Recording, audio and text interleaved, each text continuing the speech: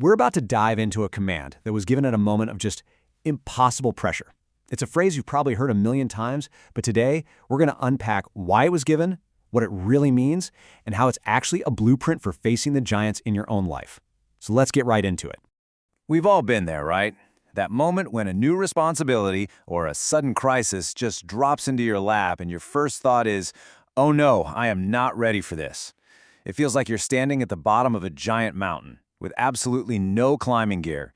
And that feeling? That's exactly where our story begins today. And here it is, Joshua chapter 1, verse 9.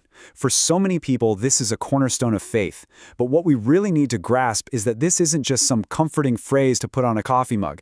No, this is a direct, powerful command, delivered when absolutely everything was hanging in the balance. To really feel the weight of these words, we have to understand the sheer scale of what Joshua was up against. This wasn't just a friendly pep talk. It was more like a battle plan for a mission that seemed, well, impossible.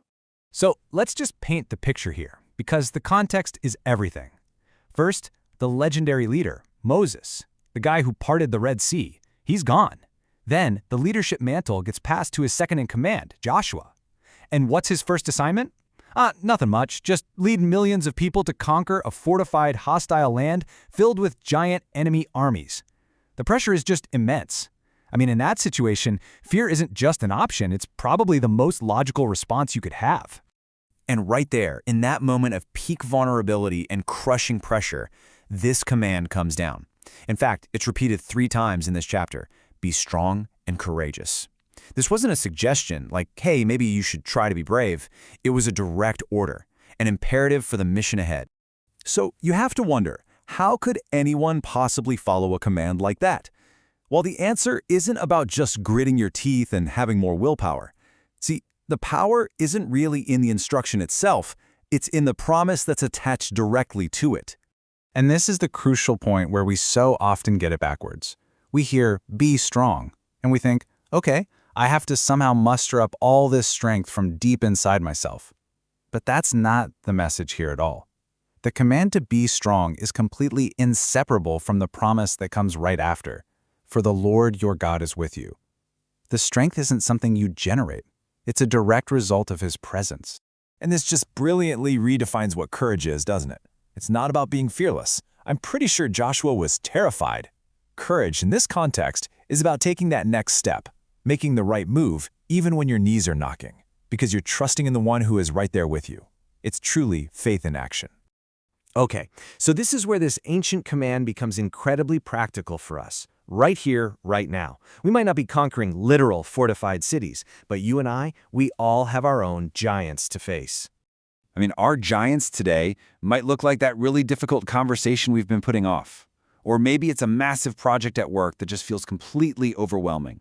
It could be a scary health diagnosis or a financial crisis that seems way too deep to climb out of. These are our modern-day promised lands, the things that feel intimidating and unconquerable. So how do we actually apply this? Well, it's a pretty simple 3-step process. First, you have to identify your giant. Name it. What is the specific thing that's causing you fear? Second, consciously shift your focus. Every single time that thought, I can't do this, pops into your head, you replace it with the promise, God is with me in this. And finally, you take one small courageous step.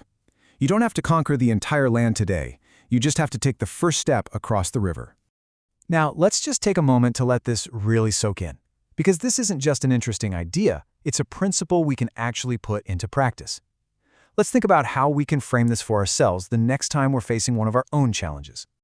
So that internal monologue, it might sound something like this. Okay, I see the giant in front of me. And yeah, it makes me feel weak and afraid. I'm not going to deny that. But I am making a choice right now to believe the promise over my fear.